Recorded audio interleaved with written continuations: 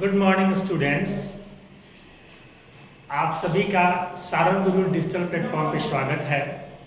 मैं डॉक्टर पुष्कर गिरी आज के इस संदर्भ में रेनबो पार्ट 2 के फर्स्ट पोएम जिसका नाम है ओड टू ऑटम उसको लेकर के आया हूँ। यह एक बहुत ही सुंदर कविता है जिसे कि जॉन कीट्स ने लिखा है। तो आइए इस कविता को हम लोग पढ़ें और कविता के अंत में यह हम जानने की कोशिश करेंगे कि एक कविता को पढ़ने के बाद क्या क्या चीज़ें इम्पोर्टेंट होती हैं, एक पोएम में कौन कौन से पार्ट को हमें समझना होता है, ताकि एग्जामिनेशन में अगर उससे रिलेटेड कुछ भी क्वेश्चन पूछा जाता है, चाहे वो एक्सप्लेनेशन हो, चाहे वो समराइज हो या सेंट्रल थीम हो, उस सबका हम लोग एक एक करके डिस्कशन करेंगे। तो हम शुरुआत करते हैं आज के पोएम जिसका नाम है ओड टू ऑटम।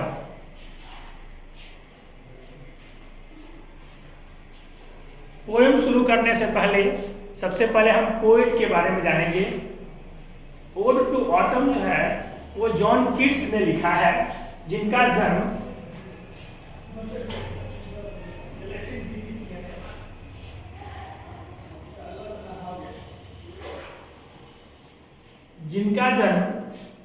अक्टूबर 31 1795 में लंदन में हुआ था और यह चौथे बच्चे थे।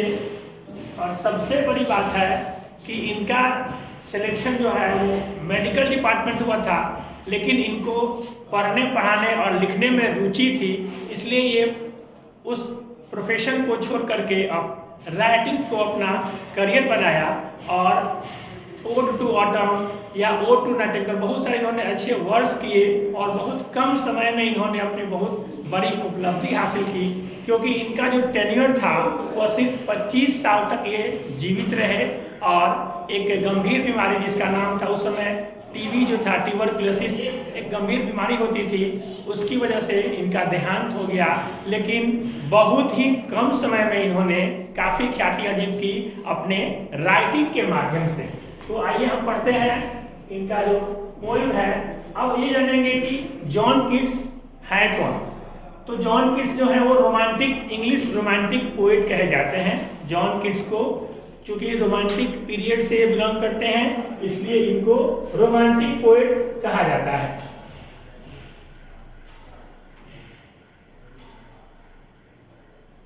इन्होंने 1820 में publish his third and best volume of poetry Lamia Isabella and the Eve of Saint Agnes. तो बहुत कम समय में काफी इनकी ख्याति रही, क्योंकि इनके जो वर्क्स हैं, इनके जो राइटिंग है, चाहे वो पोएम के फॉर्म में हो या एसे के फॉर्म में हो, बहुत ही सुंदर तरीके से इन्होंने लिखा है। अब चूंकि आज का जो हमारा पोएम है वो ओड टू ऑटम है, तो इस ओड टू ऑटम में एक्चुअली हम जानेंगे कि सबसे पहले ओड क्या है। तो ओड जो है वह एक पोएम का ही एक पार्ट है, expression of poem which describes a person, place और थीम। मतलब कि अब यहाँ पे इस पोएम में हम क्या कर रहे हैं, ऑटम की पर्सोनिफिकेशन कर रहे हैं, मतलब ऑटम को हम प्रेज कर रहे हैं, उसको हम उसके बारे में हम बता रहे हैं, इसलिए इसको ओड के रूप में कहा गया। क्योंकि किसी पर्सन का हम अगर प्रशंसा करें या किसी व्यक्ति की प्रशंसा करें, किसी वस्तु की प्रशंसा करें, वह ओड फॉर्म में होता है। क्योंकि इस पोएम में जो मेन जो फोकस है वो किस पर किया गया है, ऑटम के ऊपर किया गया है, इसलिए यह पोएम जो है ओड टू ऑटम है। इसके अलावा इन्होंने बहुत सारे और भी वर्ड लिखे, जिसका नाम था ode to nightingale, ode to nightingale. इसके अलावा है ओड ऑन ग्रेसियन और ओड ऑन मेलैंकोली। तो जॉन कीट्स की जो पोएम है ओड टू ऑटम, वह टोटल 33 लाइन्स में लिखी गई है। कितनी लाइन्स है? 33। और वह 33 लाइन्स 3 अलग अलग स्टैंजा में बांटा गया है। मतलब कि स्टैंजा 1 में 11 लाइन्स हैं, स्टेंजा 2 में भी 11 लाइन्स हैं और स्टेंजा 3 में भी 11 लाइन्स हैं। टोटल 33 लाइन्स का पोएम है ओड टू ऑटम, और इसमें 3 अलग अलग स्टैंजा के अलग अलग डिफरेंट थीम्स को हम देखेंगे। 3 अलग अलग थीम किस रूप में होंगे, तो अब हम जानेंगे कि एक्चुअल में ऑटम क्या रिप्रेजेंट करता है। तो सबसे पहले आप यह बताइए कि ऑटम का जो सीजन है वो कब आता है, जिसको हम लोग पतझड़ जानते हैं, जब गर्मी और शरद ऋतु के बीच का जो पार्ट होता है, मतलब कि अब सर्दी स्टार्ट होने वाली होती है और गर्मी खत्म होने वाली होती है, बरसात खत्म होने वाली होती है, वह हमारा ऑटम सीजन होता है। तो ऑटम को यहाँ रिप्रेजेंट किस रूप में किया है, ऑटम को उन्होंने 3 अलग अलग, जो कि 3 स्टैंजा में डिवाइड किया गया है। तो जो हमारा पहला स्टैंजा है वह किसको रिप्रेजेंट करता है, प्रॉस्पेरिटी और रिचनेस, नेचर के रिचनेस, मतलब ऑटम के प्रॉस्पेरिटी को वह रिप्रेजेंट करता है। दूसरा जो हमारा स्टैंजा है वह एक ऑटम को एक व्यक्ति के रूप में पर्सोनिफाई करता है, रिप्रेजेंट करता है, जिसमें यह बताया गया है कि ऑटम जो है अपने वर्क को कंसिस्टेंटली कंटिन्यूअस करता रहता है, बिना किसी सोच के, बिना किसी के दबाव में, मतलब कि वह अपना काम स्वयं करता है, रिजल्ट की चिंता न करते हुए कि आगे क्या होना है, वो उसका सेकेंड पार्ट होता है। और तीसरे स्टैंजा में हम यह देखते हैं कि शाम के समय जब इमेजेस और साउंड कैसे होते हैं ऑटम के, इसके बारे में अलग अलग चर्चा की गई है। तो देखिए, जो इस ओड में किड्स ने क्या कहा है कि autumn is describing the abundance and its intimacy with the sun. अब पहले स्टैंजा में सन और ऑटम के साथ एक रिलेशनशिप स्टैब्लिश किया गया, मतलब कि दोनों मिलकर के नेचर के प्रॉस्पेरिटी को वह रिप्रेजेंट कर रहे हैं कि कैसे सन और ऑटम मिलकर के पेड़ों पे तरह तरह के फल को पकाने में मदद करते हैं, नेचर को ब्यूटीफाई करते हैं। ये सारे चीजों का हम अध्ययन स्टैंजा 1 में करेंगे।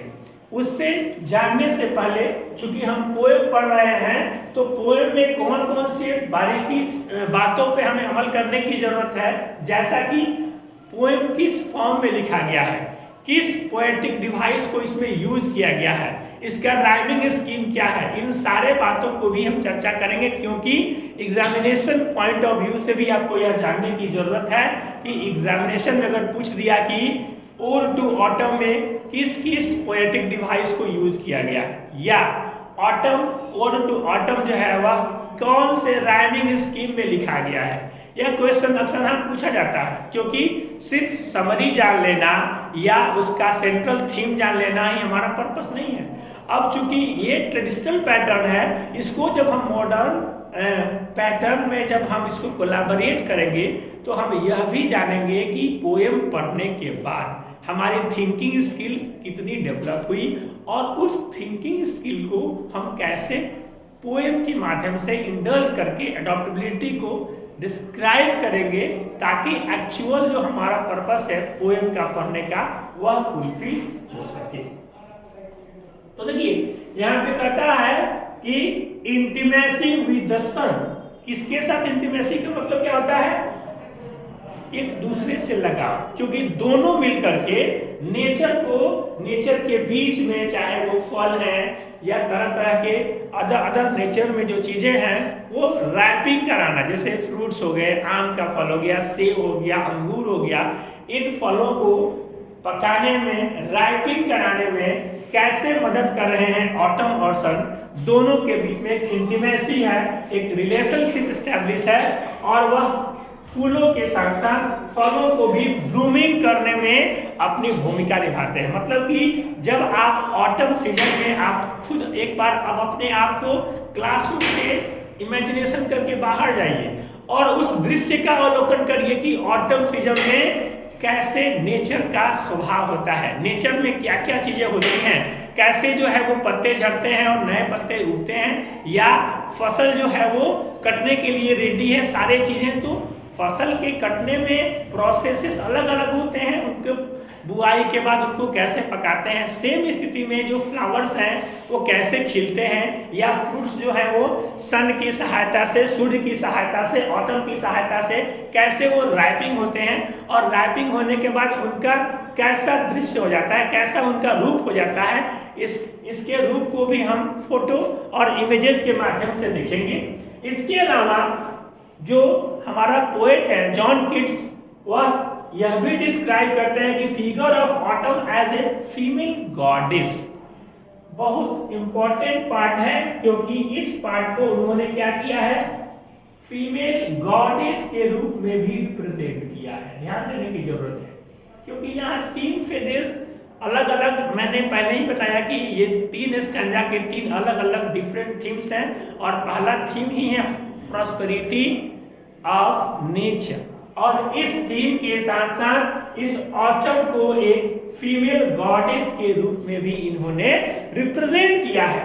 इसके अलावा वह बोलते हैं कि सॉन्ग्स ऑफ स्प्रिंग, अब जनरली क्या होता है कि स्प्रिंग का जो समय होता है, जो सीजन होता है, वो ब्यूटीनेस को बढ़ाता है, लेकिन ऑटम का भी आप एक अपना इंपॉर्टेंस है, क्योंकि यहाँ पर पर्सोनिफाई किया ऑटम को, इन्होंने रिप्रेजेंट किया उसके प्रेजिंग को, क्योंकि ऑटम को अलग अलग फेज में जब उन्होंने डिस्क्राइब किया, कभी वह नेचर के रूप में, कभी वह एक व्यक्ति के रूप में, कि वह व्यक्ति के रूप में कंसिस्टेंट वर्क करता है, या उस शाम के दृश्य और साउंड कैसा हो, नेचर का जो लुक कैसा हो, इसके बारे में भी सेंट्रलाइज थीम में बताया गया। तो स्प्रिंग जो है वो चला गया है, लेकिन instead of listen to her own music, क्योंकि जनरली क्या होता है रिदमिक। अब इस पोएम के अंत में किसी ने कहा कि भाई आखिर में ऑटम का क्या म्यूजिकल सेंस है कि नहीं है, बिल्कुल है। शाम के समय आप देखेंगे कि बर्ड्स जो है वो चर्पिंग करते हैं, जो सूर्य की लालिमा है जो अस्त होने वाली होती है, लाल लालिमा कितना एक मनमोहक दृश्य को दर्शाती है, इसकी कल्पना हम ऑटम सीजन में भी करते हैं, क्योंकि जनरली मैक्सिमम लोग क्या करते हैं, स्प्रिंग को रिप्रेजेंटेशन करते हैं लिसनिंग ऑफ म्यूजिक, लेकिन स्प्रिंग के साथ साथ ऑटम की भी अपनी महत्ता है, जिसको कि हमने जिक्र किया है इसके साथ में।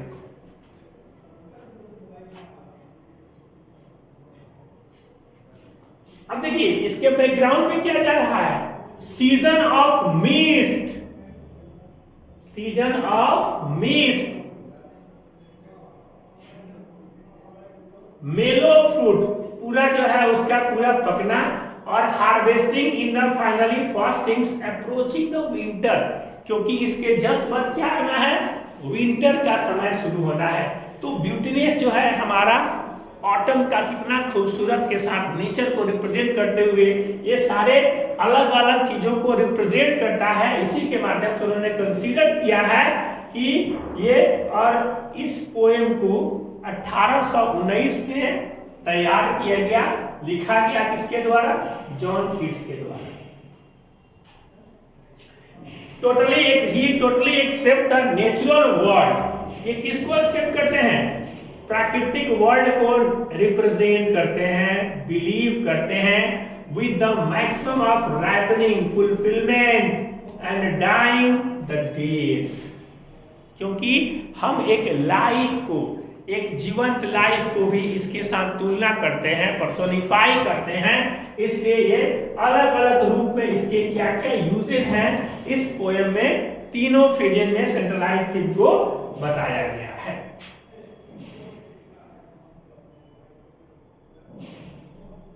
अब देखिए इस इमेज को देखिए, यह जो समय है, यह जो सीजन है वह ऑटम का सीजन दिखाया गया है।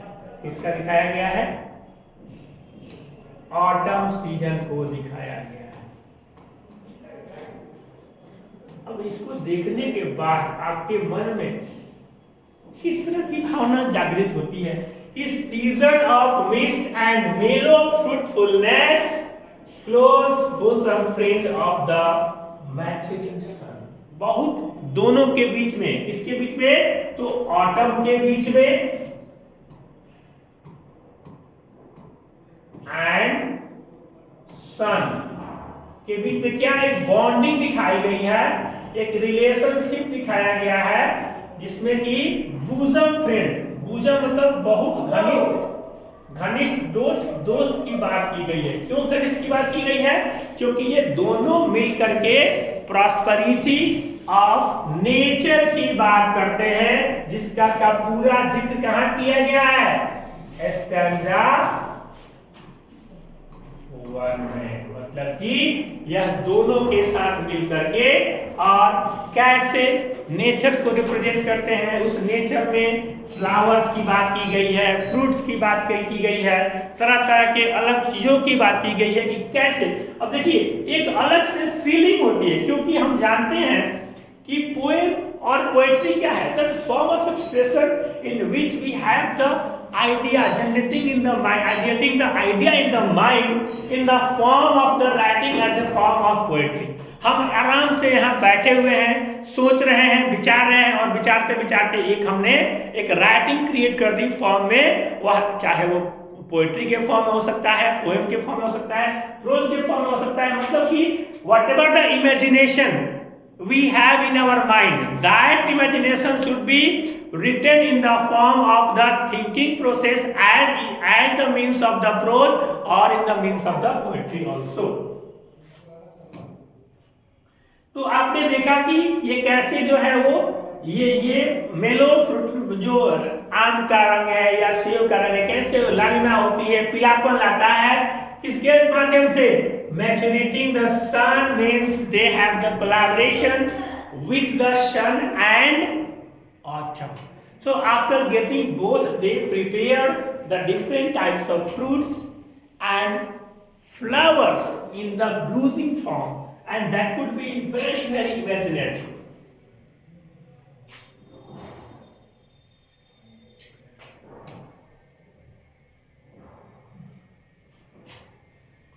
अब नेक्स्ट देखिए, ये देखिए सेब के पेड़, ये क्या कर रहा है? ब्लेस्ड ट्रीज,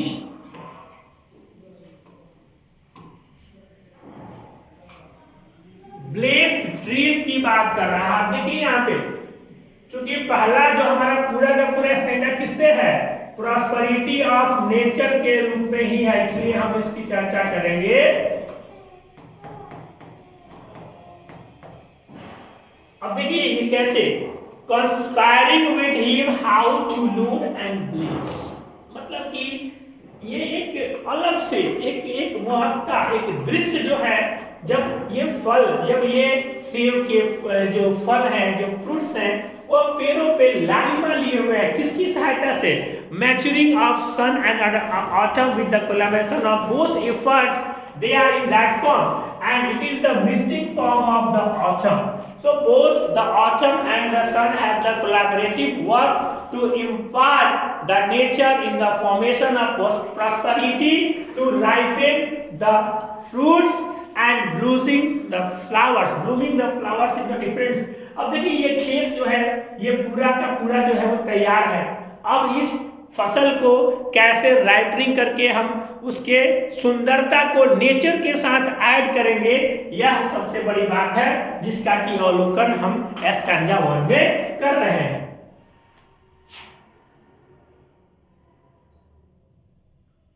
अब देखिए एक तीसरा फेज, मतलब कि आपके स्टैंजा फर्स्ट का भी तीसरा फेज में क्या कर रहा है?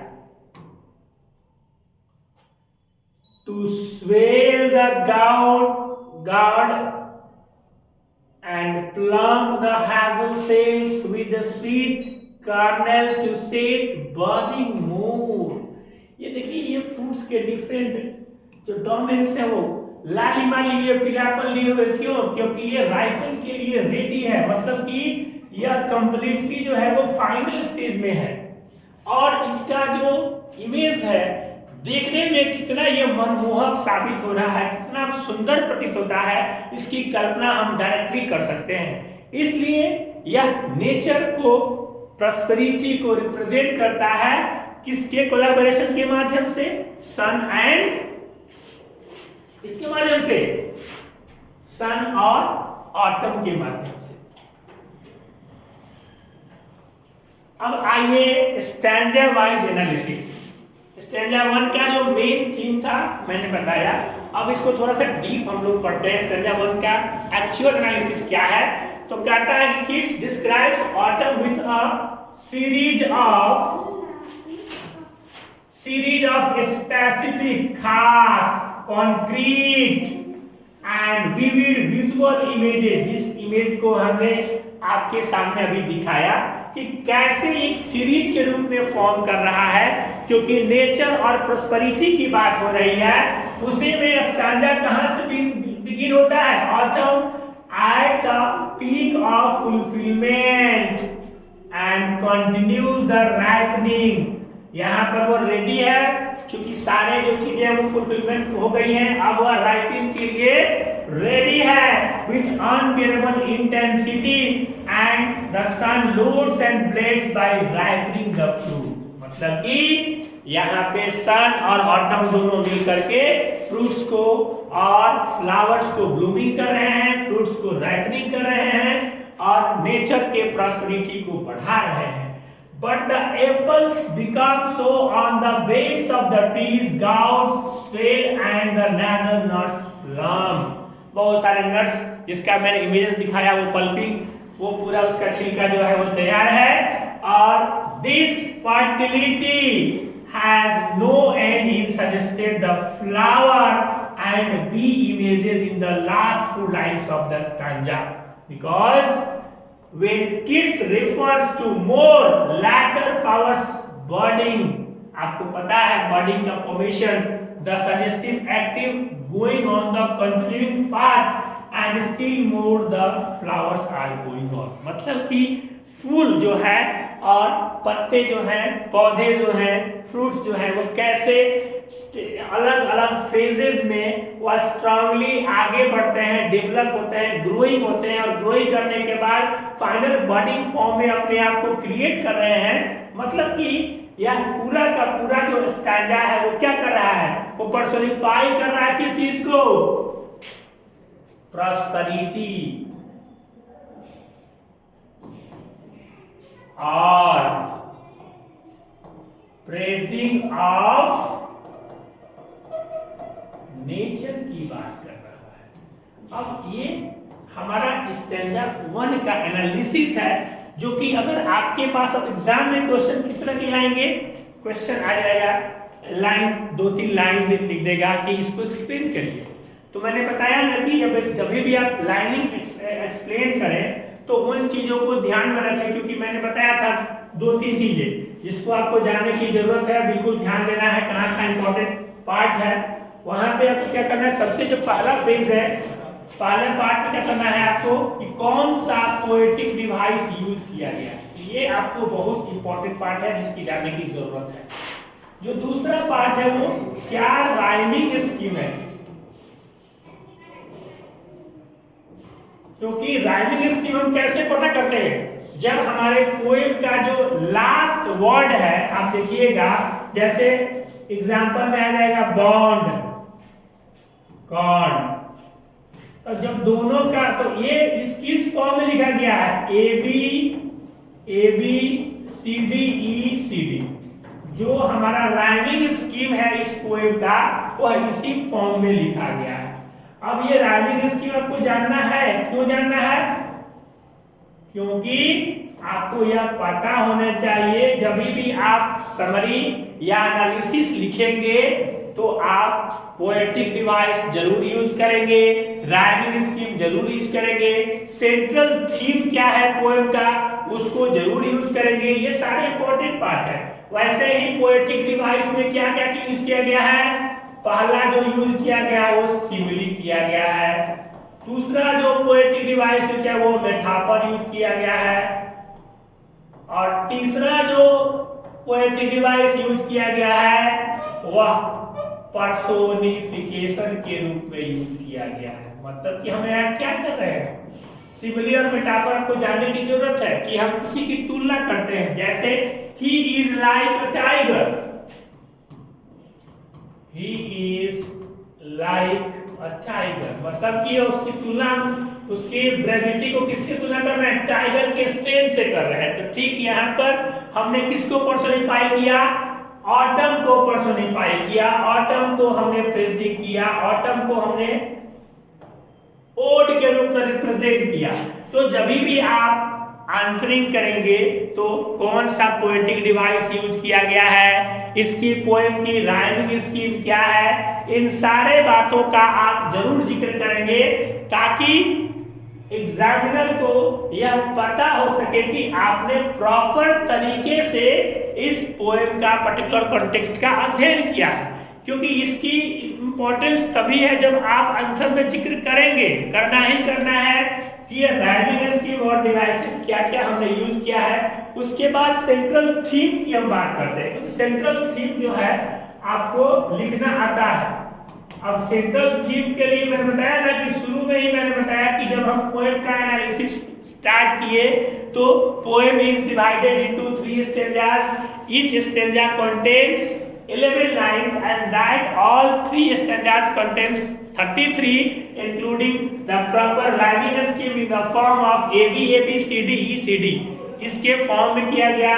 उसके बाद पोएटिक डिवाइस अलग अलग यूज किया गया। ठीक है, अब देखिए the bees can not handle this abundance. देखिए अब शाम के समय का जो दृश्य है उसमें जब चिड़िया चहचहाती हैं, चर्पिंग करती हैं, मॉस्किटोज ब्रीडिंग करते हैं, वो भनभनाना शुरू करते हैं, बीज जो है ऐसा ही करते हैं, तो वह मोहक जो साउंड का एक अलग साउंड निकलता है, उस साउंड में एक इमेजिनेशन क्रिएट होता है, एक स्ट्रेंथ क्रिएट होता है, जिसको कि हम ऑटम की खूबसूरती, beautiness of autumn represents with the sound and images of the creatures with the nature, and they represent all the things in the formation of the part that could be finally in the form of the figure, and this could be the analysis of having stanza 1 contains 11 lines.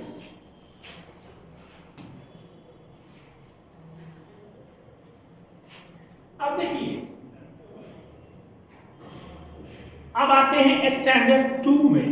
अब देखिए मैंने बताया था ना कि AB का part है। अब देखिए यहां पे ध्यान से देखिए, लास्ट वर्ड क्या है, स्टैंजा 2 का जो फर्स्ट लाइन है उसका लास्ट वर्ड क्या है, स्टोर। ठीक है, थर्ड लाइन क्या है, फ्लोर। तो देखिए जब इसको पढ़िए आप, STOREFLOOR,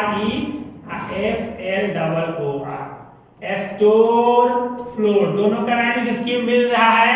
उसी तरह देखिए बीबी फाइंड एंड विंड, तो find and wind, this is called rhyming scheme. Again with the, अब देखिए यहाँ पे दिया हुआ है स्लीप, यहाँ पे दिया है कीप, यहाँ दिया है कुक, यहाँ दिया है ब्रूक, यहाँ दिया है लूक, यहाँ दिया है फ्लावर्स, यहाँ दिया है आवर्स। तो देखिए इसके राइमिंग स्कीम कैसे मिल रहे हैं। तो ऐसे ही हम राइमिंग स्कीम को आइडेंटिफाई करते हैं, ए बी सी डी के फॉर्म में, ए बी के फॉर्म में, ए बी के फॉर्म में, अलग अलग वह आपको रिप्रेजेंट करने के लिए आना चाहिए, ताकि आप एग्जामिनेशन में जब भी राइमिंग स्कीम जिक्र करने की बात हो तो आप इजीली उसको आइडेंटिफाई करें और एग्जैक्टली लिखें। इसमें आपके पूरे नंबर आ जाएंगे। तो राइमिंग स्कीम कैसे आइडेंटिफाई करेंगे ये आपको जानना है, पोएटिक डिवाइस कैसे यूज करेंगे ये भी हमें जानना है, और कौन कौन से पोएटिक डिवाइस उसमें यूज किए गए हैं यह सबसे इंपॉर्टेंट है, ताकि आपका जो आंसर हो बिल्कुल क्लियर हो और कंसेप्ट बेस्ड हो। ठीक है, तो स्टैंजा जब 2 की हम बात करते हैं तो स्टैंजा 2 में मैंने बताया था कि पहला जो हमारा स्टैंजा है वो क्या था, personifies the presence of the nature. लेकिन दूसरे स्टैंजा में क्या किया है इन्होंने एक आदमी से, एक व्यक्ति से तुलना किया है। व्यक्ति से तुलना ऑटम को क्यों किया है, क्योंकि जैसे आदमी अपना काम कंसिस्टेंटली वर्क कर रहा होता है, कंसिस्टेंट वर्क, आपके पास कोई भी काम है, वर्क कंसिस्टेंटली, मतलब कि प्रोसीड ऑन प्रोसीड ऑन, मतलब कि आपके पास जो वर्क है उसको आप कंटिन्यूअस कंसिस्टेंटली कर रहे हैं, इसलिए इसका रिप्रेजेंटेशन एक मैन से किया, क्योंकि सेकेंड स्टैंजा में आपके पास जो भी वर्क है, जो भी ड्यूटी है, उस ड्यूटी को आप कंटिन्यूअस करते रहिए, और करते रहने के बाद आपका रिजल्ट एंडिंग में नहीं जाना है कि हमें क्या रिजल्ट आना है। आप जब वर्क करेंगे तो आपका आउटपुट 100% होगा ही होगा। मतलब कि अब ऑटम जो है वो एक व्यक्ति को रिप्रेजेंट कर रहा है इस पोएम में, ताकि विनोइंग विंड, अब देखिए नेचर के बताया, ऑटम एज वुमन, मतलब कि वो वर्क कर रहा है गॉडेस के, उसमें हमने गॉडेस की बात की है, जो वुमेन की बात की है, क्यों? They thy hairs of thy means you lifted by the winnowing wind. अब फसल जो है वो रेडी है पक करके, क्योंकि हमने उसमें सन के माध्यम से, ऑटम के माध्यम से उसको पूरा पका दिया, राइपनिंग कर दिया। अब क्या है? विनोइंग, मतलब कि कटने के लिए रेडी है, कटने के बाद हम विनोइंग करते हैं। देखिए यहाँ पे ये क्या कर रही है, ये लेडी इसमें क्या कर रही है? विनोइंग कर रही है, उसको ऐसे हवा के रूप में जो है इसको जला रही है, ताकि जो सीड्स है वो नीचे गिरे, जो डस्ट, जो पार्टिकल्स हैं भूसा के रूप में वो बाहर निकल रहे हैं, उसको ओसाना बोलते हैं हिंदी में, ठीक है।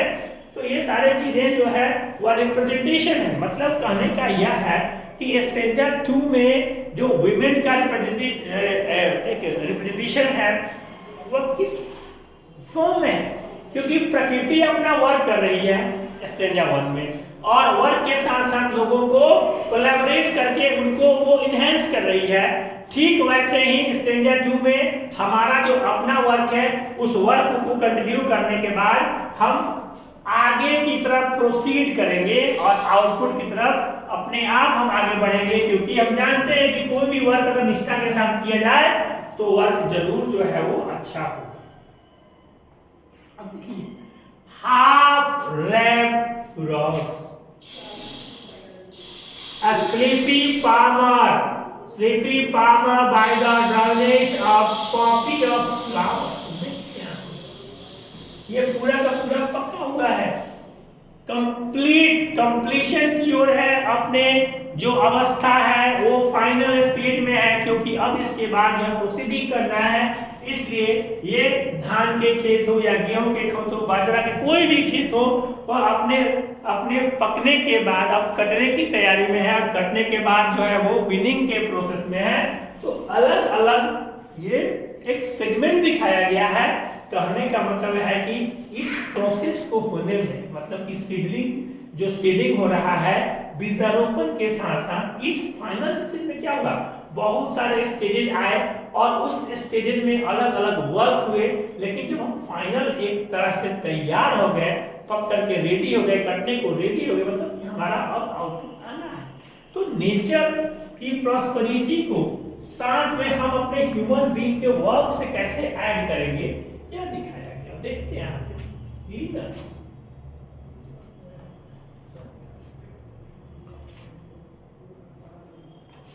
अब यहां पर देखिए आप, ये इस फॉर्म में कैसे क्रिएट किया गया है।